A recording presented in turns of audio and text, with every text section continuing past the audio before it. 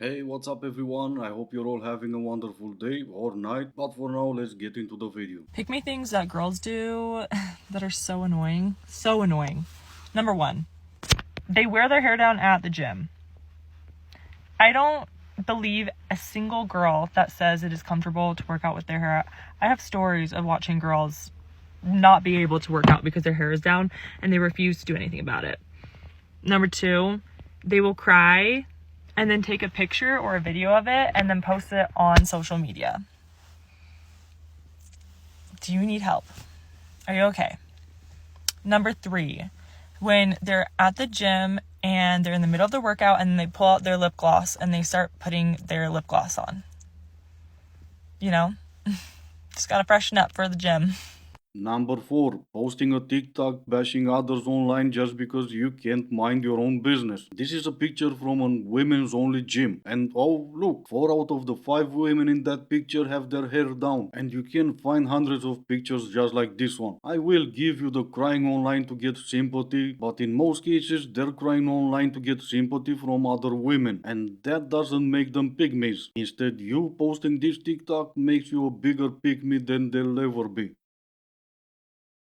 86% of women who make the move end up marrying that person. So is it true that 86% of women who make the first move in asking a person out on a date are going to wind up married to that person? I'm Dr. Rachel Vanderbilt, and I have my PhD in communication and romantic relationships, and I had never heard that statistic before. So I did what comes naturally to me, and I went to Google, and I searched that phrase, that 86% of women who make the first move ultimately end up getting married. And all I could find was a bunch of Facebook posts that quoted that same statistic. And they would say, a study found that 86% of women, blah, blah, blah. But let me tell you something, that study does not exist. That is a completely made up statistic. What percentage of dating relationships ultimately end up getting married? I can make you a guarantee that it is nowhere close to 86%. And there is no systematic reason why women-initiated relationships would ultimately wind up with statistically better outcomes than non-woman-initiated relationships. Now, does this mean that women shouldn't make the first move? Absolutely not. If you like a person, go make the first move. But that doesn't inherently mean that that relationship is ultimately going to be more successful for some meaningful reason. So whenever you hear a statistic like this on the internet that doesn't really make logical sense, it's always worth it to just do a quick Google check to see if you can figure out the source for the statistic and then determine the reliability of that source, if you can even find the source. And frankly, it shouldn't be that hard to find the source. It's not, I do it all the time. And she's not wrong, and I don't even need to go look for a study saying that women who make the first move get married more than the other ones. Just by simply making the first move doesn't change the outcome of that relationship, if there's even gonna be a relationship. But I was curious, and there is a PhD in communication in romantic relationship. That doesn't sound like a waste of time. Go up to a guy in a bar and you introduce yourself, which is like, the next question was like, what do you say if you introduce yourself? Like literally, or if you go up to a guy, literally just introduce yourself. You have to, which I realized later on, like you have to put yourself in the other person's perspective that you're going up to. Like I'm trying to think, like, imagine yourself, you're in a bar and someone comes up to you, whether it's a guy or a girl, or just like someone trying to be friendly. Unless you're a raging bitch, you're never going to be like, that person's a weirdo. Like you're never going to judge someone for coming up to you to introduce themselves. And if they are, then that's just not a person you want in your life at all. See, she's a retired raging bee. She never had to put herself into someone else's shoes before, because men used to go up to her and buy her a drink. Now that a lot of men are not doing that anymore, well, she's no longer a raging bee. But at the same time, I don't believe that people change. Married men make more money and have more power. Here's why.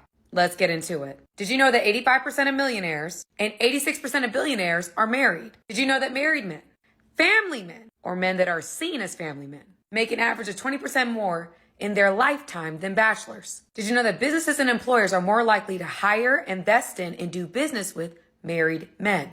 You want to know why? Because research shows that married men are seen as loyal, committed, disciplined, faithful, and have an overall positive association and family. That is not how they want to see the men in our community. Let's get into it. Whether you believe it or not, I believe there is an agenda to promote singleness and promiscuity in our community. Pretty much. Now, looking for a study online, that's absolutely fine. Being able to understand the study or look more into that study, it's also fine, but you need to care enough to do just that. 85% of billionaires are married. That's a study, and those are, I guess, correct numbers. But there's this something here, marriage after wealth accumulation. Research suggests that many wealthy men tend to marry after achieving significant financial success, making their wealth a factor in attracting partners. So, yeah, that's also something for you to consider. What does every girl want? Money, of course. Money. Money. Money, 100%. Would you let him slip it? By accident? I make too much money to let that shit happen. How much money you make a year? 30,000 a year. How much? 30,000 a year. How much money you make at the end of the year? I make 14,000 a month. I'm not impressed. I didn't ask you for this, but I told you how much I make a month. Good for you. How do you make that in a month? I sell solar. Solar? Solar, yeah. So you make 14 grand a month? Yes. What does every man really want? I think every man they want a good woman. They can make their wife. They could be a good husband too. They could start a family with. Have kids. We were friends from high school. We genuinely had always been friends. And then he wanted to hook up, and then I didn't want to. And then after that night that he wanted to and I didn't want to, he ghosted me. He was not my friend anymore. I mean, they always say nice guy finish last. That's because women are foolish. At work the other day, and a customer had the audacity to ask me, what's 20% of 49? Lower your voice. Who sent you? Who sent you to make a fool out of me? What do I look like, a mathematician? I'm a hairstylist. And why would you assume that I work here? Ask someone else. In chasing the need to create content every day, sometimes you just run out of ideas and you end up saying some dumb shit. Trust me, I know I say dumb shit every single day. But at the same time, why would you post that? That's the part I don't get. Why would you post something like that? What the hell happened with letting other people discover how dumb you are? The reason that women do not handle rejection in the way that men do is that a big part of the divine masculine journey is being able to handle rejection and overcoming obstacles and how it makes you stronger as a man.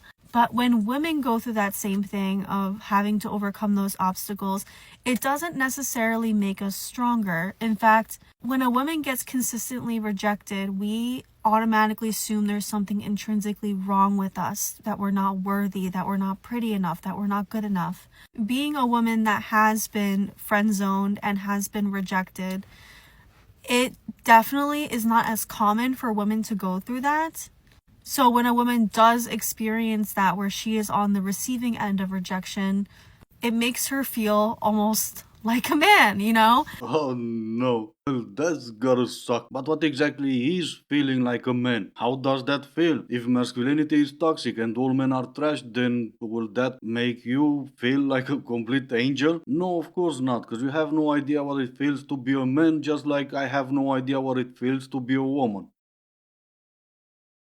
Why is it if you're out in public, right, and you see a girl, give them a little smile, why don't you just start a conversation? It's happened to me so many times, and I'm like, why are you guys not coming up to me? You obviously keep staring at me. We keep making eye contact. We keep giving each other a little smirky smile, so pull the trigger. I wish I had the balls to go up to them and be like, hey. So I'm never gonna do the first move. So I'm wondering, why don't you guys ever do it? Because they don't want to. Just because they were looking at your, sure we'll say, eyes and you were smiling doesn't mean that they want more than that. Just because you want them to come talk to you doesn't mean they want the same thing. And just because they were looking at your, let's say, eyes doesn't mean that you're everyone's cup of tea. Funny how that works, right? But sure, I feel like being nice today, so I'll help you out. The best way for you ladies to make men approach you is to yell at them to not approach you. And at the same time, some men don't find it appealing when you have your eyes out like that. Do you need help? I think I need a bigger size. Honey, you never need to pick her sides. Come here. Let me show you a little trick. Brace yourself. Suck it in. Not only that, you both need a bigger size, but you both need Jesus. In case you need the reason why, watch it again and watch them both when they're up close. She was a fairy. Alright, this is gonna be it for today. As always, I do hope you enjoyed it. If you didn't, I still appreciate you for making it this far. Thank you all so much for watching. Stay safe, and I will see you in the next one.